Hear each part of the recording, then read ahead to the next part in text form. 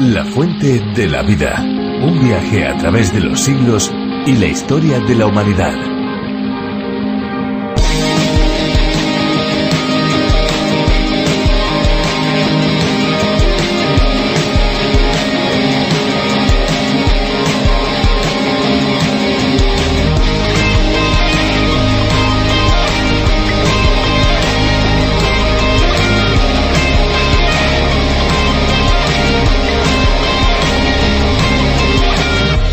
Entre los nutrientes principales, según la definición de nutrición, podríamos incluir también el agua, aunque por supuesto no es un alimento como tal, ni tampoco tiene poder energético, ni tan siquiera se puede incluir en el grupo de los minerales o vitaminas. El agua es esencial para la vida y para que se produzca la absorción de nutrientes. Es el elemento más abundante del organismo del ser humano y habitualmente también en los alimentos. Hola amigos, ¿qué tal? Bienvenidos un día más a La Fuente de la Vida. Estamos aquí de nuevo proponiéndoles un viaje radiofónico de 30 minutos de duración. Un viaje con diferentes paradas que esperamos que todos ustedes disfruten. Un programa que se emite de lunes a viernes todos los días en esta misma emisora y a esta misma hora. Amigos, sean bienvenidos. La Fuente de la Vida es un espacio que toma la idea de la versión original del teólogo y profesor de Biblia John Vernon McGee, cuyo nombre es A Través de la Biblia, toda una declaración de intenciones, un programa divulgativo que aquí en España ha sido adaptado y traducido por el teólogo y profesor de Biblia Virgilio Bagnoni. 66 libros de la Biblia al alcance de cada uno de nosotros en un viaje trepidante durante 5 años. Es un espacio también lleno de esperanza, un espacio que se emite en más de 80 países por todo el mundo. Precisamente está ahí parte de su éxito. La Fuente de la Vida adquiere un formato tan diferente y tan distinto a otros muchos espacios radiofónicos que eso es precisamente lo que le hace tan peculiar y tan original. Además, si los oyentes quieren seguir los bosquejos de cada uno de los libros y los diferentes apuntes o notas, pues pueden pedirlos y nosotros se los enviaremos completamente gratis y gracias a la generosidad de muchos oyentes, quizá como usted o como usted, que de manera desinteresada ayudan económicamente a que la Fuente de la Vida llegue hasta donde nuestros pies jamás podrían llegar. Así que amigos, ya lo han oído, estén muy atentos porque al finalizar nuestro espacio les vamos a dar la dirección electrónica a la que pueden escribir y solicitarlo o bien el teléfono para que ustedes nos llamen y nos lo pidan. Pues llegado a este punto es el momento de dar paso a la música. Es parte también de nuestro programa, hoy con una canción que estamos seguros disfrutarán. ¿Vamos allá?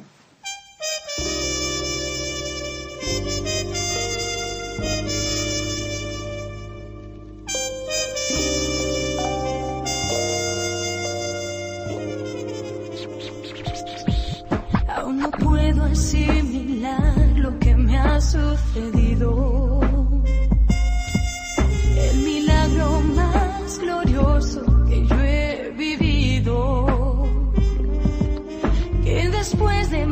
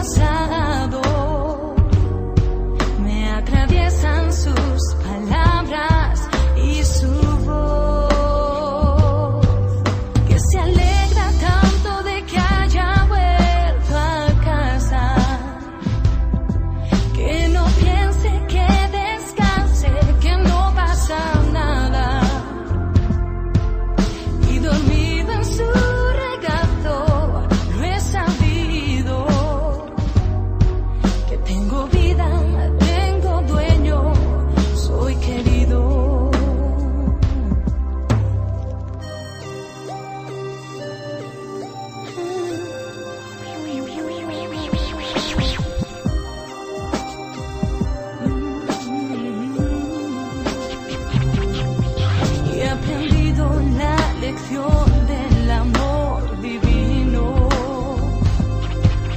que me transformó cruzándose en mi camino y que dio a mi vida entera otro sentido, otra meta y otro fin. Yo no sé lo que traerá para mí el mañana, solo sé que nunca se apagará su llama. Salga el sol por donde quiera, Él me ama. Sé lo que es la gracia y el perdón, su misericordia es mi canción. Amor. Y he despertado en el redil, no sé cómo, entre algodones y cuidados de pasto. Y antes de poder hablar de mi pasado, me atraviesan sus palabras y su voz, que se alegra tanto de que haya vuelto a casa, que no piense, que descanse, que no pasa nada, y dormido su regazo lo he sabido. De la misma forma que el cuerpo necesita diariamente alimento para desarrollarse con salud, el alma y el espíritu lo necesitan. Un espíritu desnutrido es blanco fácil para enfermedades comunes de nuestra época, como la depresión y la fatiga. La Biblia, aunque muchos no lo crean, se escribió para ser leída, creída y experimentada. Una Biblia que no es leída es como el alimento que es rehusado. ¿Sabían que sentarnos todos los días a leer una sola página de la Biblia representa 3 minutos de reposo mental? Y no solo eso, sino también un bálsamo para los problemas cotidianos y un momento más de unión familiar, ¿por qué no? Y también un tiempo para que la familia se reúna alrededor de ella. Desde luego, desarrollar el hábito de leer cada día un pasaje, un suceso relatado en la Biblia, proporciona grandes beneficios en el ser humano, porque en cada una de las lecturas vamos a encontrar un remanso de paz, un aliciente para seguir adelante cada día. Y es que cuando leemos, cuando oímos y cuando ponemos en práctica sus consejos, sus mandamientos, sus preceptos, nuestro espíritu crece y se desarrolla. Por eso la Fuente de la Vida, además de acercarles diariamente una lectura bíblica, quiere sembrar en cada uno de nuestros oyentes el hábito diario de alimentar el alma y el espíritu. Vamos a escuchar con atención y con la mente abierta la exposición de hoy. Estamos seguros que nos ayudará a conocer un poco más la mente de Dios. Hoy vamos a estar reflexionando en ese acontecimiento cuando José es vendido por sus hermanos. Estén atentos porque el relato es sumamente interesante. La Fuente de la Vida. Génesis capítulo 37, versículos 20 al 36. Al finalizar nuestro programa anterior, interrumpimos el relato cuando José, que había sido enviado por su padre para recabar noticias de sus hermanos, que apacentaban sus rebaños muy lejos de la casa, pudo al fin localizarles después de un largo viaje. Ellos le vieron llegar y mientras se acercaba, expresaron otra vez su odio y comenzaron a conspirar para librarse de él. Antes de continuar con la historia, y como adelantamos en el programa anterior, diremos que no hay otro personaje de la Biblia que en su vida y experiencias pueda parecerse más al Señor Jesucristo. Para destacar ese paralelismo, vamos a comparar a José con el Señor, destacando 6 características. Primera, el nacimiento de José fue milagroso, porque tuvo lugar por la intervención de Dios como una respuesta a la oración. Dice Génesis capítulo 30 y versículo 22. Entonces Dios se acordó de Raquel, y Dios la escuchó y le concedió hijos. El Señor Jesús nació de una virgen. Su nacimiento fue ciertamente milagroso. Segunda característica. José fue amado por su padre. El Señor Jesús fue amado por su Padre, que declaró: «Este es mi Hijo amado». Tercera característica. José tenía una túnica de muchos colores que le distinguía, le separaba de los demás. Cristo fue separado de los otros en el sentido que Él fue apartado de los pecadores, como dice la carta a los Hebreos, capítulo 7, versículo 26. Cuarta característica. José anunció que él iba a gobernar, a tener autoridad sobre sus hermanos. El Señor Jesús se presentó a sí mismo como el Mesías. Así como los hermanos de José ridiculizaron su anuncio, así también Jesús estuvo expuesto a la burla de los demás. En la cruz escribieron estas palabras: «Este es Jesús, el Rey de los judíos». Quinta característica. José fue enviado por su padre a sus hermanos.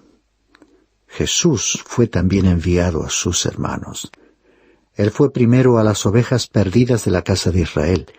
Dijo Juan el Evangelista en el capítulo 1 y versículo 11: «A lo suyo vino, y los suyos no le recibieron». Sexta característica. José fue odiado por sus hermanos sin motivo, y el Señor Jesús fue odiado por sus hermanos sin causa, como bien lo expresa Juan capítulo 15 y versículo 25. Reanudamos el relato bíblico con la llegada de José, quizás llevando la túnica especial que su padre le había preparado, de muchos colores o con mangas largas, que le distinguía de manera especial. Recordemos que era más joven que sus hermanos y sin embargo había sido colocado en una posición más elevada que ellos. De ahí los celos y la envidia que le tenían, que les estaba llevando incluso a desear su muerte. Leamos los versículos 20 al 24. «Ahora pues venid, matémosle y arrojémosle a uno de los pozos y diremos: una fiera le devoró. Entonces veremos en qué quedan sus sueños». Pero Rubén oyó esto y le libró de sus manos y dijo: «No le quitemos la vida». Rubén les dijo además: «No derraméis sangre. Echadle en este pozo del desierto, pero no le pongáis la mano encima». Esto dijo para poder librarle de las manos de ellos y volverlo a su padre. Y sucedió que cuando José llegó a sus hermanos, despojaron a José de su túnica, la túnica de muchos colores que llevaba puesta. Y le tomaron y le echaron en el pozo, y el pozo estaba vacío, no había agua en él. Vemos que aquí intervino Rubén. Él había perdido su posición de primogénito, pero de todos modos tenía su responsabilidad y aquí actuó de forma positiva, revelando tener un criterio más maduro que los demás hermanos. Si él no hubiese intervenido, ellos hubieran matado a José inmediatamente. Se dice claramente que la intención de Rubén era permitir que le echasen en el pozo para liberarle de las intenciones de sus hermanos. Así luego, sigilosamente, podría quitarle de allí y devolverle a su padre. La llegada de José nos muestra la obsesión que tenían sus hermanos con aquella túnica tan vistosa. Cuando la veían, reaccionaban como el toro cuando se agita el capote rojo frente a él. La túnica les enardecía porque resaltaba la elección de José, escogido entre ellos para una posición de privilegio. De acuerdo con la ley de la primogenitura, el hermano mayor tenía más derecho para imponer su petición. Así que le despojaron de la odiada túnica y le arrojaron al pozo. Prosigamos leyendo los versículos 25 al 28. Entonces se sentaron a comer, y cuando levantaron los ojos y miraron, he aquí una caravana de ismaelitas venía de Galaad, con sus camellos cargados de resina aromática, bálsamo y mirra, que iban bajando hacia Egipto. Y Judá dijo a sus hermanos: ¿qué ganaremos con matar a nuestro hermano y ocultar su sangre? Venid, vendámoslo a los ismaelitas y no pongamos las manos sobre él, pues es nuestro hermano, carne nuestra. Y sus hermanos le hicieron caso. Pasaron entonces unos mercaderes madianitas y ellos sacaron a José, subiéndole del pozo, y vendieron a José a los ismaelitas por 20 piezas de plata, y éstos llevaron a José a Egipto. La aparición de una caravana de comerciantes dio lugar a que Judá interviniese para proponer un plan que, aunque era de pura conveniencia económica, al menos convenció a sus hermanos y contribuyó para que no matasen a José. No quisieron manchar sus manos con la sangre de su hermano y en consecuencia aceptaron esta solución, pues lo que realmente querían era librarse de José y no les importaba qué métodos se utilizasen para lograrlo. Intuyeron que los ismaelitas le llevarían a Egipto para venderle como un esclavo. Era una forma definitiva de librarse de él, pues la esclavitud en aquellos tiempos y lugares era como morir en vida. Pensaron que así ya no le verían más. Algunos podrán preguntarse cómo es que Moisés, a quien se atribuye la redacción de los relatos del Génesis, utilizó diversos nombres para referirse a aquellos mercaderes del desierto. Primero les llamó ismaelitas, luego madianitas y después les llamó nuevamente ismaelitas. ¿Quiénes eran en realidad? ¿Se trata de un error del texto bíblico, como algunos han sugerido? Esta es una pregunta interesante y merece una atención cuidadosa. ¿Quiénes eran los ismaelitas? Eran los descendientes de Ismael, el hijo de Abraham. ¿Y quiénes eran los madianitas? Eran los descendientes de Madián, un hijo de Abraham. Ismael era el hijo que Abraham tuvo con Agar, y Madián era el hijo que Abraham tuvo con Cetura, con quien se casó después de la muerte de Sara. Aquellos mercaderes eran todos hermanos, en realidad hasta eran parientes de este grupo de jóvenes que estaban vendiendo a su hermano. Es interesante recordar también que el término ismaelitas se usaba genéricamente para designar a los que estaban implicados en actividades comerciales. En un primer momento vieron a la caravana de lejos. Por consiguiente, el primer término utilizado fue ismaelitas, la designación de los mercaderes en general. Cuando la caravana se acercó y pudieron hablar con ellos, los hermanos de José se habrán dado cuenta de que los mercaderes eran madianitas. También es posible que aquella caravana haya sido mixta. Teniendo en cuenta lo que dijimos sobre los vínculos raciales y familiares de ismaelitas y madianitas, que hablaban el mismo idioma, era normal que se dirigiesen a Egipto para ocuparse en sus negocios. Y dado que era un viaje largo y peligroso, lo lógico es que grupos de comerciantes recorriesen juntos el camino para mayor seguridad. Por lo tanto, concluimos que Moisés, el redactor, conocía bien los pueblos y sus costumbres y describió aquella escena con precisión. El próximo párrafo nos cuenta cómo José fue vendido como esclavo. Leamos los versículos 29 al 33. Cuando Rubén volvió al pozo, he aquí José no estaba en el pozo. Entonces rasgó sus vestidos y volvió a sus hermanos y les dijo, el muchacho no está allí. ¿Y yo a dónde iré? Entonces tomaron la túnica de José y mataron a un macho cabrío y empaparon la túnica en la sangre. Y enviaron la túnica de muchos colores y la llevaron a su padre y dijeron, encontramos esto, te rogamos que lo examines para ver si es la túnica de tu hijo o no. Él la examinó y dijo, es la túnica de mi hijo. Una fiera le ha devorado. Sin duda José ha sido despedazado. Y así fue como los 10 hermanos vendieron a José a aquellos mercaderes, quienes le llevarían a Egipto. No consta expresamente si le dijeron a Rubén lo que habían hecho, pero pienso que sí. Probablemente alegaron que era inútil perseguir a los mercaderes porque para entonces ya se encontrarían muy lejos y que lo mejor sería inventar alguna historia creíble para contarle a Jacob. Al regresar, fingieron que no habían visto a José, simulando haber encontrado la túnica manchada con sangre. Llama la atención el cinismo con que manifestaron a Jacob ignorar si era aquella la túnica de su hermano, la túnica que tanto odiaban. Vaya si la conocían. Jacob, por supuesto, la reconoció en el acto. Hagamos aquí una pausa para observar un detalle significativo. Ellos mataron un cabrito y utilizaron su sangre para ensuciar la túnica. Este detalle de engañar a su padre con un cabrito, ¿no nos recuerda algo que ya hayamos oído? Recordemos que cuando Rebeca y Jacob estaban confabulando juntos, utilizaron un cabrito para preparar un sabroso guiso de carne y luego tomaron la piel del cabrito y la colocaron sobre las manos y brazos de Jacob para engañar a Isaac y hacerle creer que era Esaú. Ahora, muchos años después, los hermanos de José estaban utilizando también la sangre de un cabrito para engañar a su padre, que no era otro que el mismo Jacob, quien llegó a la conclusión que José había sido despedazado y devorado por una bestia.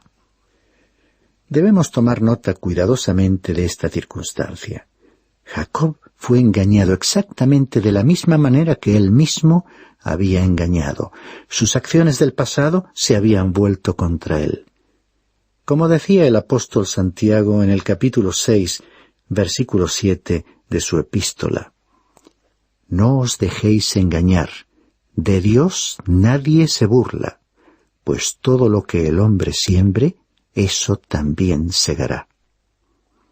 No se trata de recoger algo diferente ni similar, sino lo mismo. Jacob había sembrado malas semillas en el pasado, había utilizado el engaño y ahora, como padre que era, como vemos en el pasaje que estamos considerando, fue engañado en la misma forma en que había engañado a su propio padre años antes. Cuando sembramos maíz, recogemos maíz. Y si sembramos cizaña, cosechamos cizaña. Recibimos exactamente lo que hayamos sembrado. Esto resulta cierto en cualquier esfera o campo en que nos movamos. Es cierto y ocurre en el ámbito físico, en el moral y en el espiritual. Y es cierto también para el creyente. Si alguien piensa que por ser hijo de Dios el pecado puede pasar inadvertido y se siente capaz de controlar el pecado y sus consecuencias, se equivoca. Dios no hace diferencia entre las personas. Él dijo que así sería y no hay excepciones. Leamos pues los últimos versículos de este capítulo, del 34 al 36. Y Jacob rasgó sus vestidos, puso cilicio sobre sus lomos y estuvo de duelo por su hijo muchos días. Y todos sus hijos y todas sus hijas vinieron para consolarle, pero él rehusó ser consolado y dijo: «Ciertamente enlutado bajaré al Seol por causa de mi hijo». Y su padre lloró por él. Mientras tanto, los madianitas le vendieron a Egipto a Potifar, oficial de Faraón, capitán de la guardia. Tomemos nota de la angustia y gran aflicción de Jacob. Algunos pensarán que su dolor era una demostración de lo mucho que amaba a su hijo Jacob. Yo reconozco que verdaderamente le amaba, pero su desesperación revela que aún no había aprendido a vivir por la fe. Recordemos la experiencia por la que había pasado en Peniel. Aquella fue la caída y derrota de su viejo ego. Su naturaleza carnal, materialista, había sufrido un colapso definitivo. Pero ahora tenía que aprender a vivir dependiendo de la fe. Esto aún no lo había asimilado. En realidad, la fe de Jacob fue mencionada en el Nuevo Testamento, en el capítulo 11 de la carta a los Hebreos, pero allí no se destacó ningún detalle de su vida como ejemplo de fe, como sucedió con los demás personajes allí citados.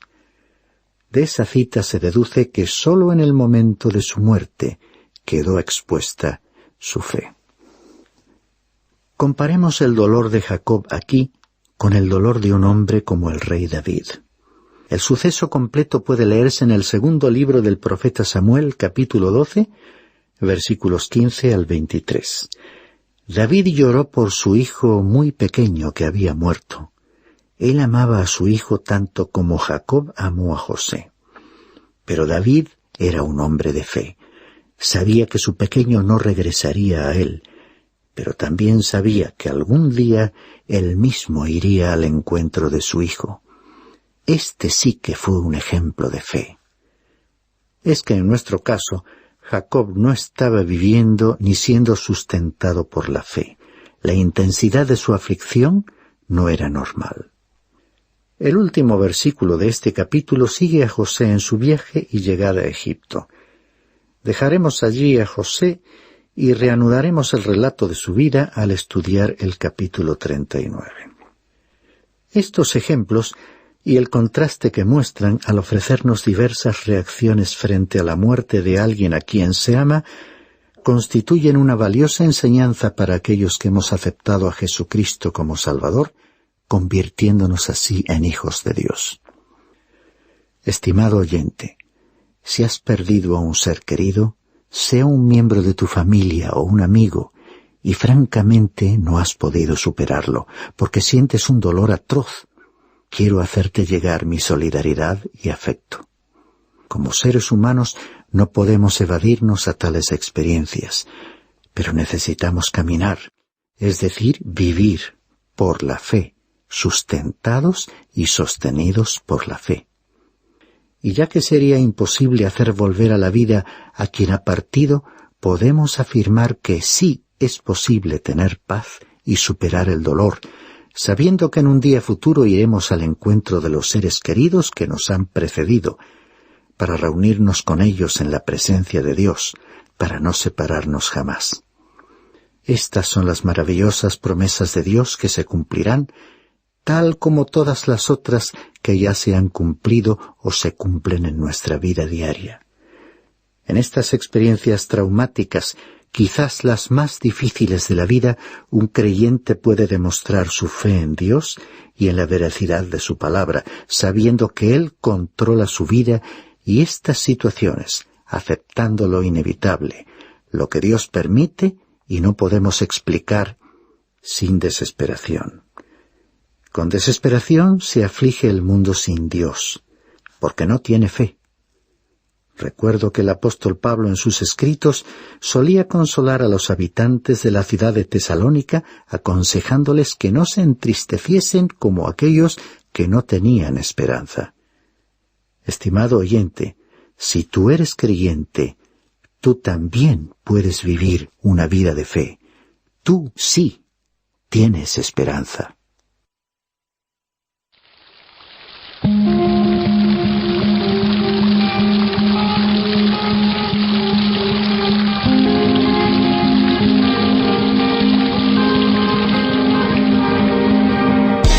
Pero cuántas cosas estamos aprendiendo de la vida de este personaje, y por cierto, qué comprensible nos lo hace Virgilio Bagnoni. Amigos, como saben, estamos a punto ya de finalizar el espacio de hoy. Vamos a darles, como les indicábamos al comienzo del programa, varias opciones para todos aquellos que quieran ponerse en contacto con nosotros. Tomen nota, hay un teléfono al que pueden llamar, el 91 422 0524, también una dirección electrónica, info@radiocadenadevida.com, y además una dirección postal, si lo prefieren, apartado 24081, código postal 28080 de Madrid, España. Incluso si quisieran volver a escuchar este espacio o alguno de los anteriores, pueden visitarnos en la web www.lafuentedelavida.com. Como ven, amigos, con tantas opciones, ustedes pueden tomar la que mejor se adapta a sus preferencias. Nosotros ya nos vamos, pero les damos las gracias por habernos acompañado en esta aventura radiofónica. Les emplazamos a un nuevo espacio de La Fuente de la Vida, pero eso ya será el próximo día. Así es, Esperanza, nosotros nos despedimos. No olvide, hay una fuente de agua viva que nunca se agota. Beba de ella.